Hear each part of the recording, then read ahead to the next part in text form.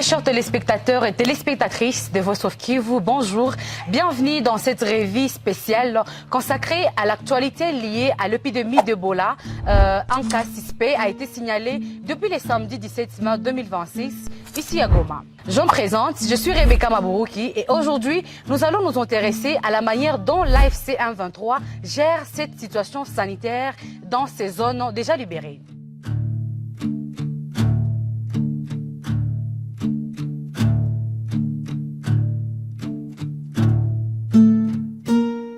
Nous allons parler bien évidemment de tout ça avec notre confrère journaliste de terrain, Nzungu Shema, lui, que je m'en vais d'abord saluer.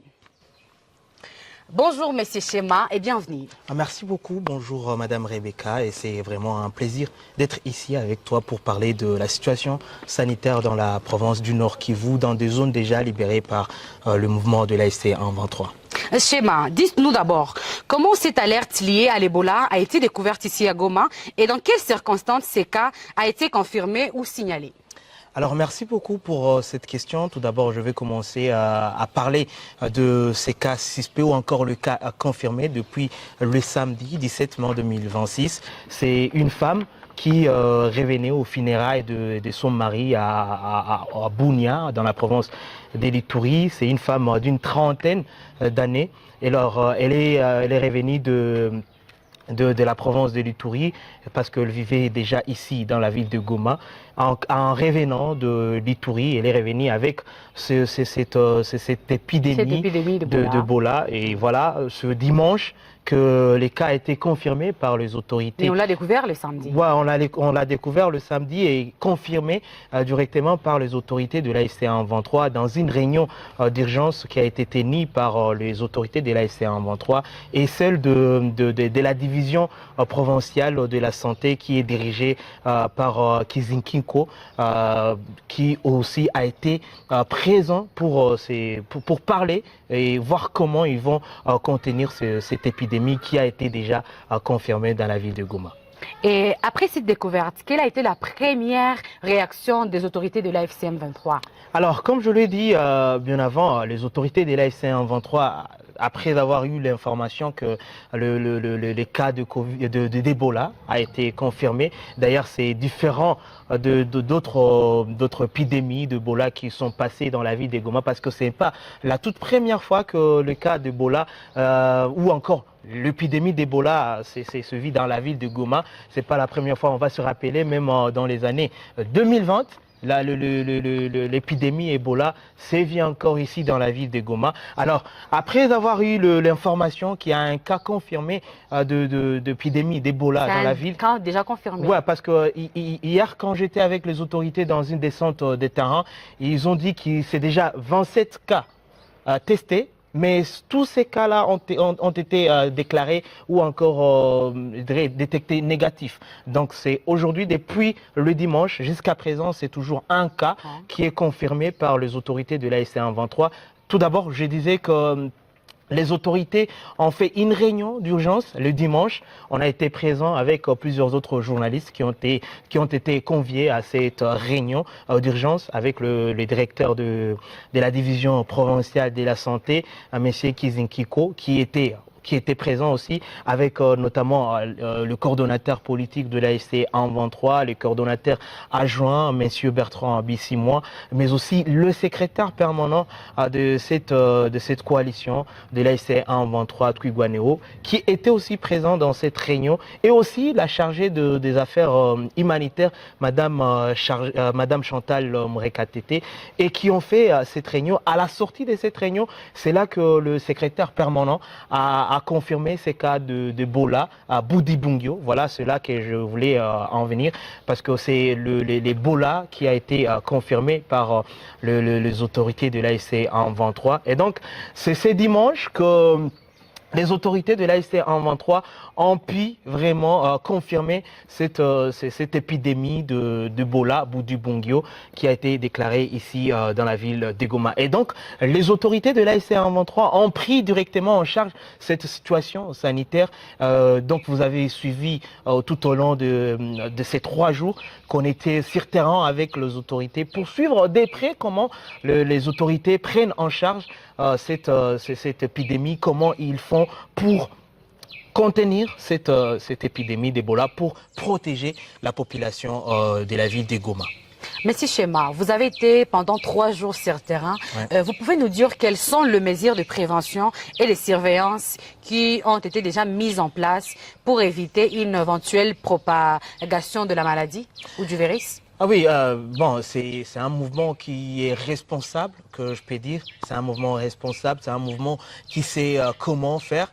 Et aujourd'hui, jusqu'à présent, le mouvement démontre de quoi il est capable en protégeant sa population, la population qui vit dans des zones déjà libérées par l'AFC en 23. Tout d'abord, je dois vous rappeler, depuis les lundis, on s'est dirigé vers la Grande Barrière pour voir comment les voyageurs ou ceux qui veulent traverser en provenance du Rwanda pour y gagner la ville de Goma, comment ils sont pris en charge par les autorités de l'AFC en 23. Il y a déjà le médecin ou encore ces gens-là qui sont les agents sanitaires directement à l'entrée de la ville de Goma, c'est-à-dire à la frontière de la Grande Barrière. Il y a déjà des agents qui investissent, qui prennent le temps de contrôler, de prendre la température des passagers ou de voyageurs qui reviennent du Rwanda pour gagner la ville de Goma. Alors, il y a des agents sanitaires qui sont directement à l'entrée des barrières qui directement regarde ta température, comment tu es, la température, est-ce qu'elle est normale? Et après, ils doivent te demander d'aller laver les mains parce que la maladie d'Ebola, c'est en contact. Tu vois, lorsqu'il y a la sueur, lorsqu'il y a ce qu'on appelle le sang et tout. Donc, le médecin qui sont directement à l'entrée à la barrière, grande barrière, il demande déjà aux voyageurs de laver d'abord les mains. Il y a des désinfectants qui facilitent facilement à ces voyageurs d'être déjà désinfectés. Il y a aussi cette thermoflash pour faciliter à ces voyageurs de voir si vraiment ils ne sont pas des cas confirmés. Et après, il y a, bien sûr, que ce soit au niveau du Rwanda et au niveau de Goma, il y a ces genres de dispositifs pour contenir cette épidémie d'Ebola, Bundibugyo. Aujourd'hui, concrètement, est-ce que la population de Goma doit-elle être rassurée ou doit-elle s'inquiéter ou rester vigilant face à cette épidémie? Alors, avant de continuer avec ça, tout d'abord, on doit le faire visiter sur terrain comment se passe réellement cette activité ou encore ces mesures prises par l'AFC 123. J'ai été sur terrain et beaucoup d'autorités ont parlé sur ça. Nous allons vous laisser d'abord suivre dès le début comment les autorités ont pris directement d'urgence cette situation en main. Jusqu'à présent, on va bien sûr les laisser suivre le secrétaire permanent, M. Benjamin Bonipa, qui directement dès le début de cette situation, il s'est exprimé, il a parlé comment ça va se passer et tout dans des points d'entrée dans la ville de Goma, dans des zones déjà surveillées ou encore dirigées par l'AFC 123. Benjamin Bonipa a parlé et après on va vous montrer comment l'AFC 123 déjà s'est mis en place pour permettre aux soignants ou aux médecins de faciliter, de leur permettre de travailler dans une situation saine et vraiment tranquille avec tous les dispositifs pour contenir cette maladie. Avant que je puisse continuer, madame, si vous le permettez, on va vous laisser suivre le secrétaire permanent Benjamin Bonipa et après, je veux vous faire voyager, permettez ces termes, jusqu'à Kanyaruchinya dans le territoire de Nyiragongo où on a aussi vu comment la SC 123 s'investit pour vraiment faciliter le médecin de travailler dans un bon climat. Alors, si vous le permettez, madame, on va vous laisser suivre ici le secrétaire permanent. Et là, je parle de le début de cette situation. Ouais. Nous revenons d'une réunion de crise au haut niveau de l'organisation où il a été cas de prendre des dispositions qui s'imposent pour les cas suspects et les cas confirmés d'Ebola qui a été confirmé dans notre espace libéré. Vous vous rappelez que nous administrons un espace de 11 territoires dans les deux provinces, avec une population à grande intensité économique et agro-pastorale. Et dès que le cas de Ebola a été déclaré à Bunia, nous avons mis en place un plan de contingence pour arriver à parer à toute éventualité. Et aujourd'hui, on confirmait les stratégies à mettre en place et activer tous ces plans afin que tout soit mis en ordre pour protéger la population qui se trouve dans notre zone administrée. Première chose, nous demandons à la population à ne pas paniquer. Et la situation est sous contrôle. Aujourd'hui, à l'avant-midi, au niveau de la province du gouvernorat du Nord Kivu et du Sud Kivu, 2 réunions importantes ont été prises pour gérer la situation. Et là où les cas a été confirmés au Nord Kivu par l'INRB, qui est l'extension de Kinshasa, un laboratoire connu et spécialisé dans des cas de maladies virales, il a été confirmé qu'une femme d'une trentaine d'années révolue a été confirmée et qu'on a pris en charge cela, ou à travers l'autorité provinciale qui est ici représentée par le vice-gouverneur et les chefs de division de la santé, ils vont vous donner les données techniques où on a mis en place des points d'entrée et de sortie des populations afin de les sécuriser.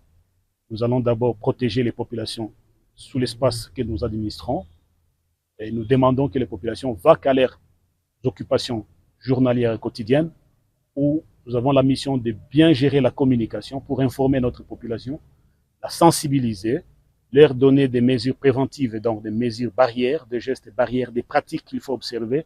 Et ensuite, nous allons prendre en charge tous les cas suspects et les cas déjà confirmés.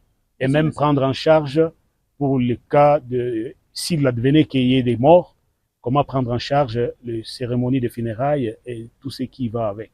Après ce que le secrétaire exécutif de l'AFC 23 vient de dire, Benjamin Bonipa, est-ce que la population de Goma doit-elle être rassurée? Ouais. Bon, comme vient de le dire le secrétaire permanent, la population ne doit pas s'inquiéter, elle doit vaquer librement à ses occupations. Et bien, on l'a vu tous, comment l'AFC 23 a déjà pris en main cette situation sanitaire. Eh ben, la population, comme l'a dit le secrétaire permanent de l'AFC 23, elle ne doit pas s'inquiéter. Et c'est ce que moi je vis sur le terrain en fait. La population ne doit pas s'inquiéter parce que les autorités ont déjà pris en charge cette situation. Ils sont en collaboration avec les autorités sanitaires. Et là, je parle de l'Institut national de recherche biomédicale, l'UNRB, ici Goma. Et cette institution peut prendre en charge tous les échantillons venant de 5 provinces. C'est ce qu'a dit le porte-parole de l'AFC 23 qui nous a confirmé hier quand on était sur le terrain. Eh ben, donc, vous devez comprendre que la situation, jusqu'à présent, elle est sous contrôle par les autorités de l'AFC 23. Quand je me suis dirigé encore dans les camps des Kanyaruchinya, où ils sont en train déjà de réhabiliter ces camps. Vous vous rappelez que ces camps étaient pour l'Ebola de l'année 2019, parce que ça a beaucoup chamboulé cette ville de Goma. Et donc, les autorités ont pris en main et se sont rendus dans les camps de Kanyaruchinya avec l'autorité provinciale. Et là, je parle du gouverneur de la province du Nord Kivu, monsieur Shadrach Amani, bien sûr, il était là, mais aussi le titulaire Bahati Musanga Erasto. Il était aussi présent avec le porte-parole du mouvement Lawrence Kanyuka. Oui, et ces autorités se sont rendues à Kanyaruchinya pour voir qu'est-ce qui ne va pas, qu'est-ce qu'ils doivent faire pour que ces camps soient directement praticables. Et ben, ils ont vu qu'il n'y avait pas de matelas. il n'y avait pas aussi de l'eau et il n'y avait pas aussi d'électricité. Et eh bien, le porte-parole, M. Laurence Kanyuka, a directement rassuré que c'est quand déjà il travaille en collaboration avec l'OMS qui vont qui vont les aider avec de matelas et tout. Et puis il y aura un petit restaurant à côté parce que lorsqu'il y aura des cas confirmés ou testés positifs ou encore suspects, il ne faut pas encore se déplacer, quitter pour aller chercher quoi mettre sous la dent. Donc il y aura aussi un restaurant là-bas, il y aura des toilettes, il y aura aussi de l'eau pour permettre à ces agents aussi de ne pas quitter, parce qu'on a entendu à Ituri, il y a aussi beaucoup plus, cette maladie a beaucoup touché les infirmiers, ils sont morts, donc vous comprenez que donc si vous êtes déjà dans ces camps de Kanyaruchinya, il ne faut pas quitter, il ne faut pas déambuler dans les territoires ou quitter les territoires et aller dans la ville. Donc les autorités ont pris déjà en charge ces genres de petites choses. Voilà, sinon les autorités de l'AFC 123 vraiment prennent cette situation en main et ils se préoccupent de la situation sanitaire de la population. Et ce que j'ai entendu et ce que je vis est que l'intérêt pour le moment du mouvement, c'est vraiment la situation sanitaire ou encore la santé de la population de la ville de Goma. Ouais, c'est un peu ça. Et donc, la population, selon les autorités, doit vraiment vaquer librement dans ses occupations. Alors, Messie Chema, vous qui êtes sur le terrain, quelles sont les statistiques actuelles sur l'épidémie? Alors, merci beaucoup pour cette question. Tout d'abord, je dois signaler que le porte-parole, c'est lui qui a donné ces statistiques depuis hier lorsqu'on était à l'Institut national de la recherche biomédicale. Alors, il a donné les statistiques, c'était 27 cas testés depuis le dimanche. Jusqu'à présent, tous ces cas-là sont négatifs et le seul cas qui a été testé positif depuis le dimanche est le seul et unique cas jusqu'à présent dans la ville de Goma. Très bien, on voulait suivre le porte-parole de l'AFC 23, Laurence Kanyuka. 24 sur 24 et elle a la capacité d'accueillir des échantillons de plus de 5 provinces. Ici, ce centre s'est basé dans les zones libérées. Donc c'est tout ce que nous avons à vous dire jusqu'à présent. Le soir, nous ferons encore une mise à jour par rapport à la journée d'aujourd'hui.